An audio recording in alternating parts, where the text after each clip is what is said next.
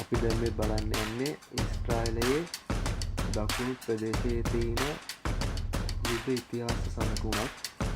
මේක තියෙන සාමාන්‍යයෙන් ගාසා කිට්ටු ඇස්කිලෝන් කියන ප්‍රදේශයේ. ඔය තියන්නේ පරණ යුද ටැංකිය වගේම මිනිස්සු වගේ රූප හිටවලා තියෙනවා. ඊට පස්සේ භාවිතා කරන වාහන. මේක 1948 ඇති යුද්ධයක ඉතිහාස සලකුණු තමයි මේ ආකාරයට පෙන්වලා දීලා තියෙන්නේ. මේ තියෙන්නේ ඒ කාලේ භාවිතා කර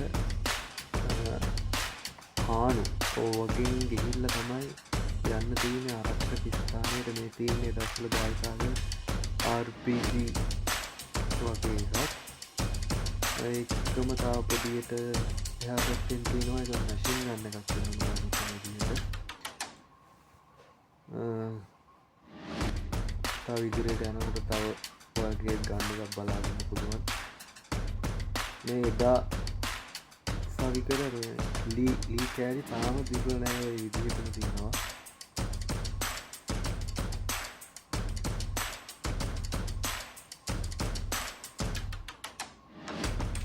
තව ටිකක් අපි මේ පාර ඉස්සරහට ගිහලා බලමු.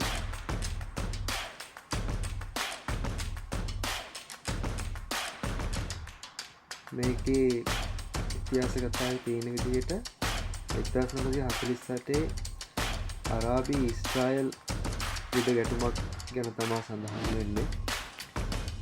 ඔය තියන්නේ උමං මාර්ග වශයෙන් ගිහිලා වෙන තැනකින් මතුවෙන්න පුළුවන්.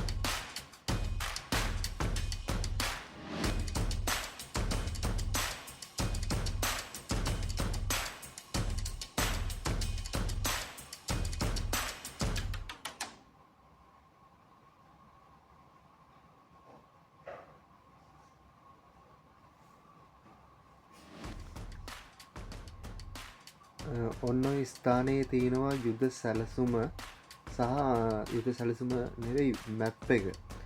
ඔය වටේට තියෙන සීමාවන් ගාසා තීරය ඒ වගේ දේවල්.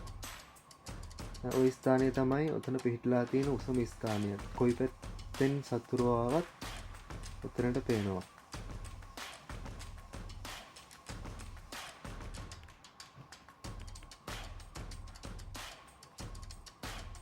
මේ වගේ ඓතිහාසික වටිනාකමක් තියෙන ස්ථාන ඊශ්‍රායල රජය විසින් ගොඩක් ආරක්ෂා කරනවා.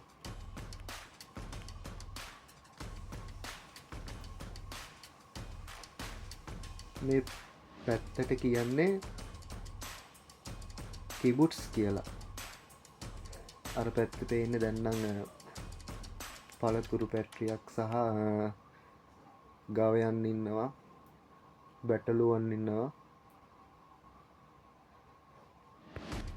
ඔන්න ඔය බිම තියෙන භූගත බංකරයට කියන්නේ පිල් බොක්ස් කියලා. එක කොන්ක්‍රීට් බංකර් එකක් මැෂින් ගන් සහිත කුඩා ආරක්ෂක කොටුවක්. සතුරු ප්‍රහාර නවත්තන්න භාවිතා කර ස්ථානයක් ලෙස තමයි ඒක සැලකෙන්නේ.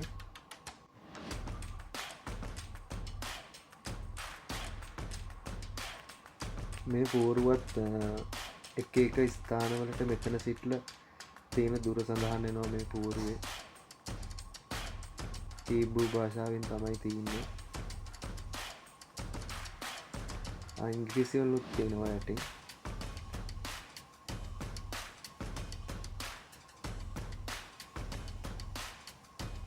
තව ටිකකින් මම පෙන්නන්නම්. ඔන්න මැෂින් එකේ බොත්තම එපුවාම ඉංග්‍රීසි භාෂාවෙන් සහ සිංහල නෙවෙයි සමාවෙන්න හීබ්‍රූ භාෂාවෙන් අපිට අහගන්න පුළුවන් මෙතන වෙලා තියෙන ඓතිහාසික කතාව. මම ටිකක් කියන්නම් මේකෙන් ඔයාලට.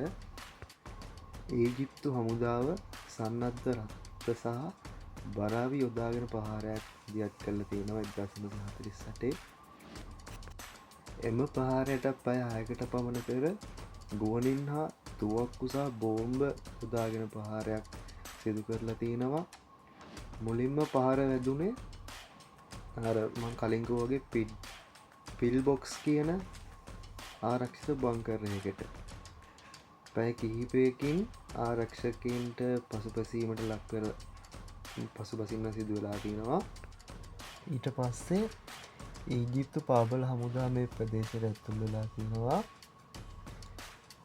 දින දෙකක් තිස්සේ ඊශ්‍රායල් ආරක්ෂකයන් ප්‍රහාර නවත්තන්න උත්සාහ කරලා සටන් කරලා තියෙනවා. මේක ගොඩක් බරපතල සටනක් වෙලා තියෙනවා. ඉන්පසු ඊජිප්තු හමුදාවේ 300කට වැඩි පිරිසක් තුවාල ලැබුවා කියලා සඳහන් වෙනවා. ඔහොම දින 3-4ක් යුද්ධය ඇදගෙන ගිහිල්ලා තියෙනවා මේ ස්ථානයේ. පස්වෙනි දවසේ විශාල ටැංක් ප්‍රමාණයක් යුද ටැංක් ප්‍රමාණයක් එකතු වෙලා විශාල ප්‍රහාරයක් දියත් කළා තියෙනවා.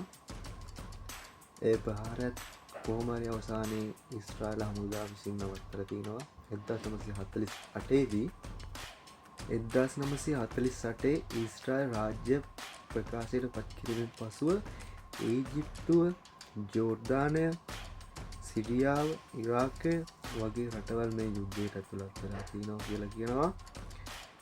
ඊජිප්තු හමුදාව දකුණු දිසින් සහ ගාසා තෙල් අවි දක්වා ඉදිරියට යන්න උත්සාහ කරලා තියෙනවා.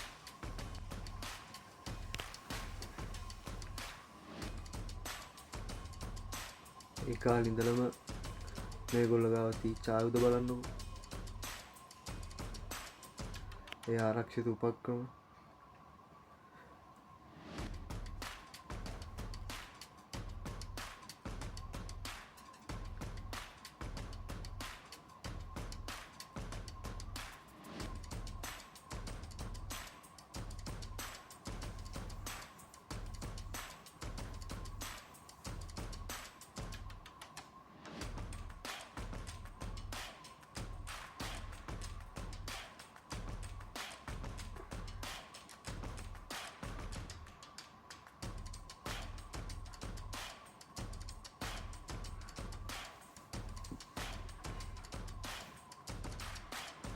මේ තියෙන්නේ මට හිතෙන්නේ අපි ඔය PUBG එකේ ගහනකොට පාවිච්චි කරේ ඔය වගේ එකක් මට ලාවට වගේ මතකයි.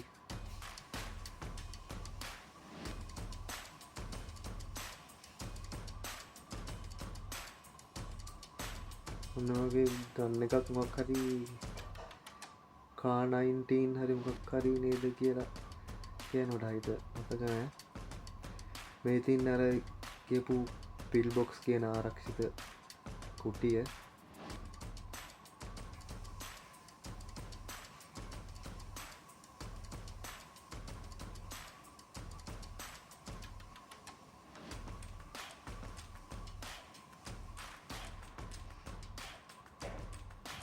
මේක ඇතුලේ සන්නද්ධුනාම හොඳටම වටේටම නෙලන්න පුළුවන්. 3-4 පැත්තකට හොඳටම නෙලන්න පුළුවන්. එළියෙන් එන ප්‍රහාර කන්දේ තියෙන ආනතිය නිසා ඇතුළට වදින්න තියෙන ඉඩ ප්‍රස්ථාව හොඳටම අඩුයි.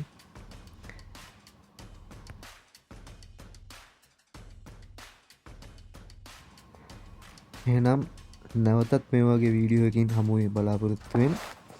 අතර මම සමු ගන්නවා. Goodbye.